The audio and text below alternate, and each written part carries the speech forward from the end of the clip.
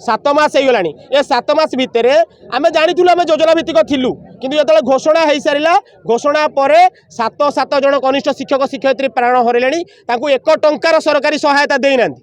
चिंता करूँ जो मैंने भाविले जे आम मुख्यमंत्री घोषणा कलापर आम रेगुलर हो गलु किंतु एपर्यंत परिवार को सहायता मिललानी सी कौन भाविकी मरी थो जो मरी जा परिवार कौन भाभी तेणु आमर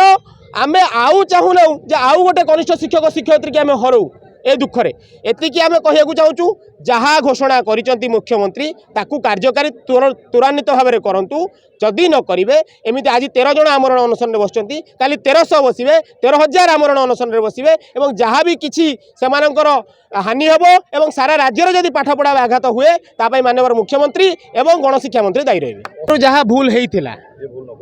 ताकू तो सही भूलटा को तो एमाने करेक्शन कले किंतु से जो भूलटा को करेक्शन करके जो विलंबित करुँच कथा देले 22 अगस्ट रे कहले जे आमे कनिष्ठ शिक्षक मानक नियमित करदेबू एक कथा भी नुह जे पूर्व जितेबाला एमाने विरोधी दल रे थिले सेतेबाला माननीय मुख्यमंत्री वर्तमान मुख्यमंत्री यही राजरास्ता को आसीतिले राजरास्ता कहितिले जे पूर्व सरकार भूल करिसेंती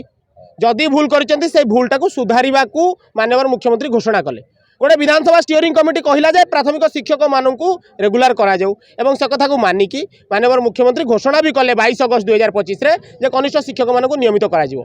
किंतु जेतेबेले घोषणाटा शीघ्र कार्यकारी न हुए सेटा धीरे धीरे बाट बणा हबार लगी आम एबे पचारिबा चाहूँ माननीय मुख्यमंत्री तदारख करंतु तांको क्षमता बाहर आउ गोटे क्षमता केन्द्र तैयारी हेलानी कि जे बारंबार माननीय मुख्यमंत्री जो घोषणा लोकाभिमुखी योजना ताकू अटकई दउछि दीर्घ 7 मास हो गलानी कनिष्ठ शिक्षक माने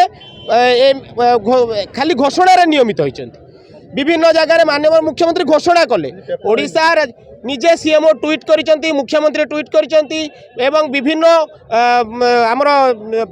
राज्य विज्ञान मेला माननीय गणशिक्षा मंत्री घोषणा कले जेतेबेले निज कार्यालय ट्वीट करुच्ची मुख्यमंत्री निजे ट्वीट करुचंती एवं निजे मुख्यमंत्री भी जाइकी उत्तर देउचंती विभिन्न जगह जे कनिष्ठ शिक्षक माने नियमित हो गले एवं 2टा विधानसभा गलानी 2टा विधानसभा माननीय गणशिक्षा मंत्री उत्तर होची जे प्रक्रिया चली आम पचारिया चाहूँ जे जो लोकाभिमुखी योजना कले से प्रक्रिया केते दिन चलिबो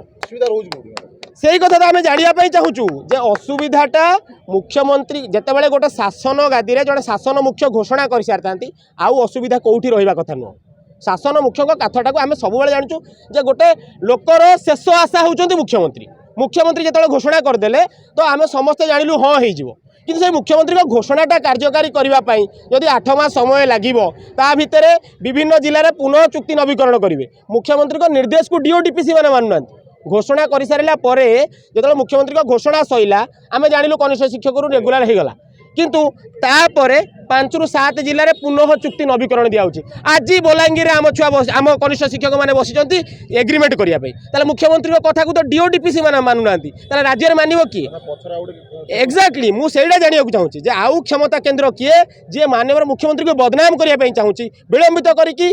सरकार को आक्रोश शिकार करने चाहूँगी आम एतिकी तदारख माननीय मुख्यमंत्री करूँ और तदारख करके त्वरान्वित भाव में कनिष्ठ शिक्षक मान जो गवर्नमेंट ऑर्डर जो सरकारी निर्देशनामा प्रकाश करूँ।